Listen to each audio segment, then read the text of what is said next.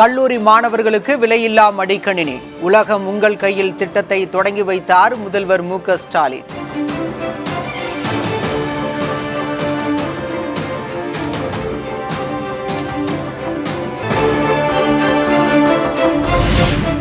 விலையில்லா மடிக்கணினி செலவு திட்டம் அல்ல, எதிர்காலத்திற்கான முதலீடு. ஒருபோதும் போலி பெருமைகளை பேசி தேங்கிவிட மாட்டோம் என்றும் முதல்வர் மு.க. ஸ்டாலின் பேச்சு. தமிழர்களான நாம எப்பவுமே கடந்த கால பெருமைகளையும் பேசுவோம், எதிர்கால பெருமைகளுக்காக உழைப்போம். ஒருபோதும் போலி பெருமைகளை பேசி தேங்கிட மாட்டோம். அதுக்கு எக்ஸாம்பிள் தான் இந்த விழா.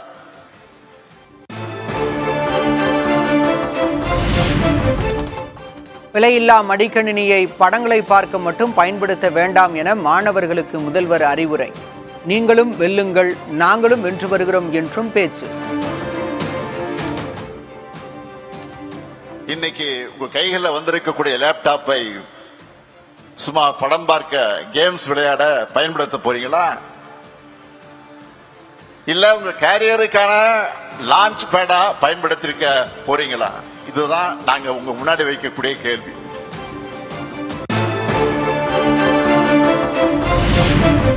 விலையில்லா மடிக்கணினி திட்டம் மாணவர்களின் வாழ்க்கையில் கேம் சேஞ்சராக இருக்கும்.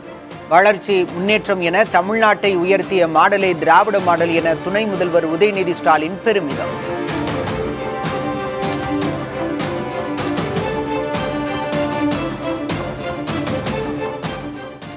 நம்முடைய திராவிட மாடல் அரசு மாணவருடைய கல்வி வளர்ச்சிக்கு ஏராளமான திட்டங்களை தொடர்ந்து செயல்படுத்தி இருக்கிறது.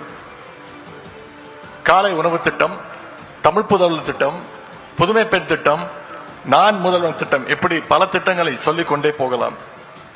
அந்த வரிசையில் இன்னைக்கு இந்த லேப்டாப் திட்டமும் இறஞ்சிருக்கு.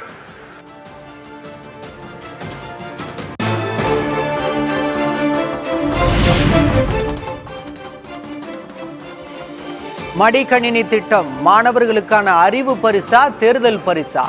அதிமுக முன்னாள் அமைச்சர் ஆர்.பி. உதயகுமார் கேள்வி. மடிக்கணினி 4 ஆண்டு காலம் மாணவர்களுக்கு வழங்கவில்லை, இப்போது மடிக்கணினி தருகிறார். இது மாணவர்களுக்கான அறிவு பரிசா அல்லது தேர்தல் பரிசா? அரசு ஊழியர்களுக்கு 4 ஆண்டு காலம் கொடுத்த வாக்குறுதிகளிலே பழைய ஓய்வூதிய திட்டம் இல்லை. இன்றைக்கு புதிய ஓய்வு திட்டத்திற்கான அறிவிப்பு வெளியிட்டிருக்கிறார்கள். இது அரசு ஊழியர்களுக்கான உரிமை பரிசா அல்லது தேர்தல் பரிசா?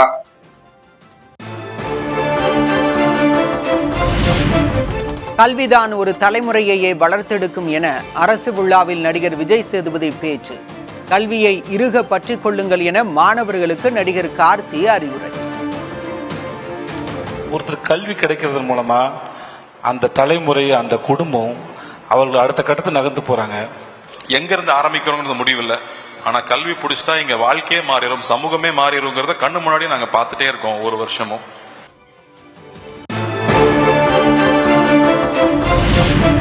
கல்லூரி மாணவர்களுக்கு மடிக்கணினி வழங்கும் திட்டம் அதிமுக ஆட்சியில் கொண்டுவரப்பட்டது என எடப்பாடி பழனிசாமி பேச்சு. தேர்தல் தோல்வி பயத்தில் லேப்டாப் திட்டத்தை திமுக செயல்படுத்தியுள்ளதாகவும் விமர்சனம்.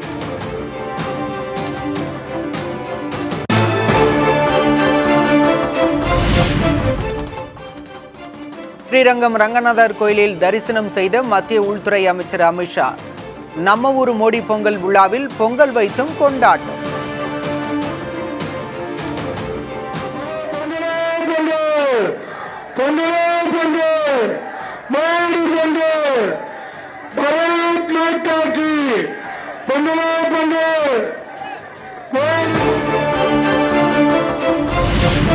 உள்துறை அமைச்சர் அமித்ஷாவுடன் 2வது நாளாக அதிமுக முன்னாள் அமைச்சர் எஸ்.பி. வேலுமணி சந்திப்பு.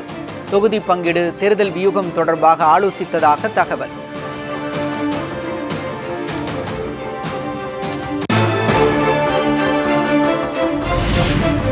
பாமக தேமுதிகவை கூட்டணியில் கொண்டு வருவது குறித்து அதிமுக நிர்வாகிகளுடன் பேசிய அமித்ஷா. ராமதாஸை முடிந்தவரை சமாதானம் செய்ய வலியுறுத்தியதாகவும் தகவல்.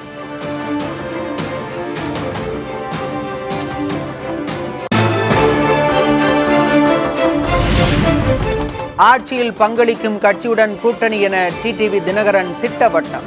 சுயமரியாதையை இழந்து வேறு எங்கும் செல்ல மாட்டோம் என்றும் பேச்சு.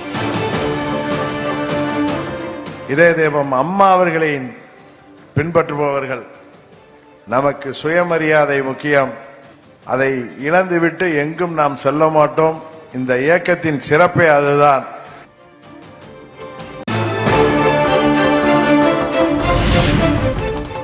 தேமுதிகவின் கவனம் முழுவதும் சட்டமன்ற தேர்தலில் தான் உள்ளது.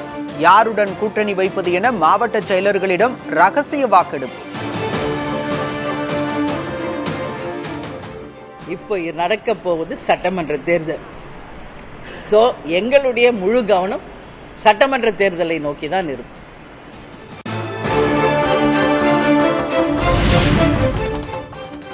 அதிகாரம் மட்டுமல்ல, அதிகார பகிர்வு பற்றியும் விவாதிக்க வேண்டிய நேரம் வந்துவிட்டது.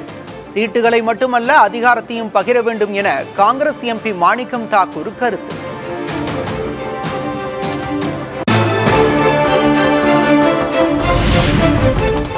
மாணிக்கம் தாக்கூரின் கருத்து RSS குரலை எதிரொலிப்பதாக திமுக முன்னாள் எம்பி அப்துல்லா விமர்சனம். ஆட்சியில் பங்கு என்பது இந்துத்துவ அமைப்புகளால் உருவாக்கப்பட்டது என்பதை உணராத பேச்சு என்றும் கண்டனம்.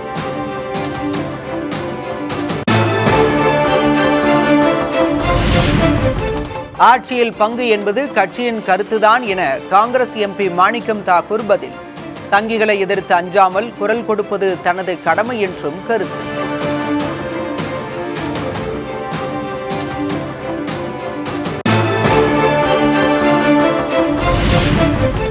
ஆளுநர் RN ரவியின் குடியரசு தின தேநீர் விருந்தை புறக்கணிக்கிறது காங்கிரஸ். மக்களால் தேர்ந்தெடுக்கப்பட்ட தமிழ்நாடு அரசுக்கு ஆளுநர் ரவி துரோகம் செய்வதாக செல்வ பெருந்தகை குற்றச்சாட்டு.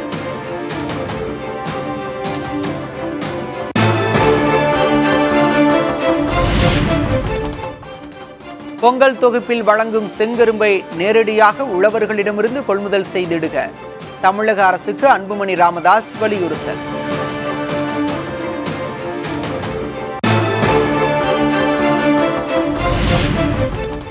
ஈரோட்டில் நான் ஒரு பெண் விவசாயி என்ற தலைப்பிலான பொங்கல் விழாவில் குஷ்பு பங்கேற்பு. பொங்கல் பரிசு தொகுப்புக்கு ஆந்திராவில் இருந்து கரும்பு கொள்முதல் செய்வதாக குற்றச்சாட்டு.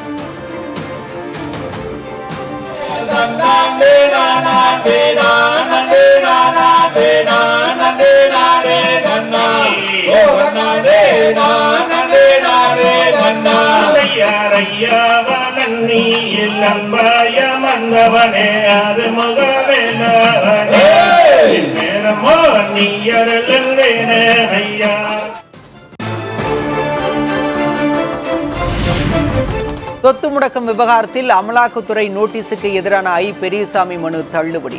அமலாக்கத்துறை அதிகாரிகளை அணுக சென்னை உயர்நீதிமன்ற தலைமை நீதிபதி அமர்வு அறிவுறுத்தல்.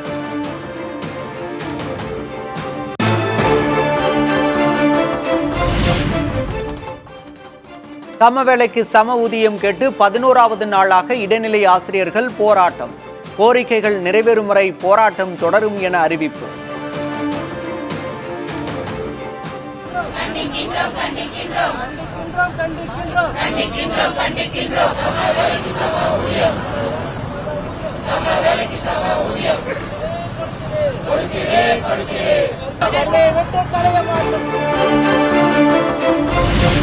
சென்னையில் கூவமாற்றில் இறங்கி போராட்டம் நடத்திய தூய்மை பணியாளர்கள் கைது. தூய்மை பணிகளை தனியாரிடம் ஒப்படைக்க எதிர்ப்பு. பணி நியமன கோரிக்கையை வலியுறுத்தி 158வது நாளாக போராட்டம்.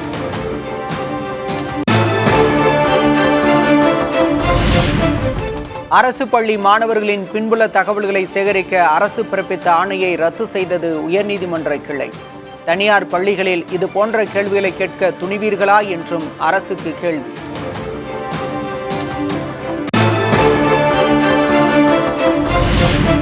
ஆபரண தங்கத்தின் விலை ஒரே நாளில் 1280 ரூபாய் உயர்ந்து 1,02,080 ரூபாயாக நிர்ணயம். வெள்ளி விலை கிராமுக்கு 9 ரூபாய் அதிகரித்து 266 ரூபாய்க்கு விற்பனை.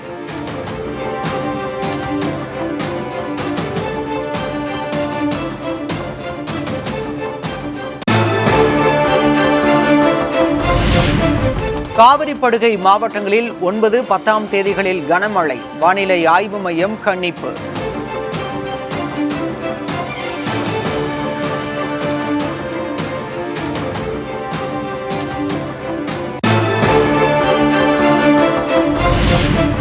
காஷ்மீரின் புகழ்பெற்ற குல்மார்க்கில் -9 டிகிரி அளவிற்கு இறங்கிய குளிர். நெடுஞ்சாலைகளில் படர்ந்துள்ள பனியை அகற்றும் பணிகள் தீவிரம்.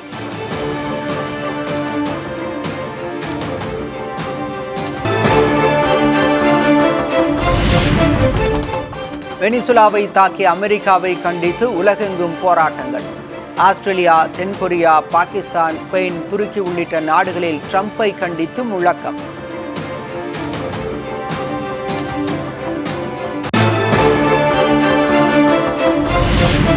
ரஷ்யாவிடம் எண்ணெய் வாங்குவதை நிறுத்தாவிட்டால் இந்தியா மீதான வரியை மேலும் உயர்த்தப் போவதாக அமெரிக்கா எச்சரிக்கை.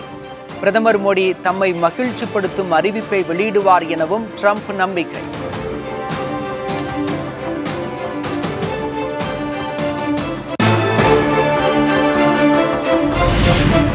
ட்ரம்பை கவர மோடி எடுத்த முயற்சிகளுக்கு எந்த பலனும் கிடைக்கவில்லை.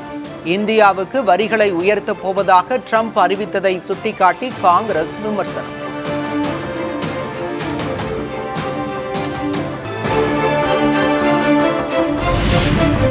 ஐபிஎல் கிரிக்கெட் நேரடி ஒளிபரப்புக்கு தடை விதித்தது வங்கதேச அரசு. கொல்கத்தா அணியிலிருந்து முஸ்தபிசுர் ரஹ்மான் நீக்கப்பட்டதற்கு எதிர்ப்பு தெரிவிக்கும் வகையில் நடவடிக்கை.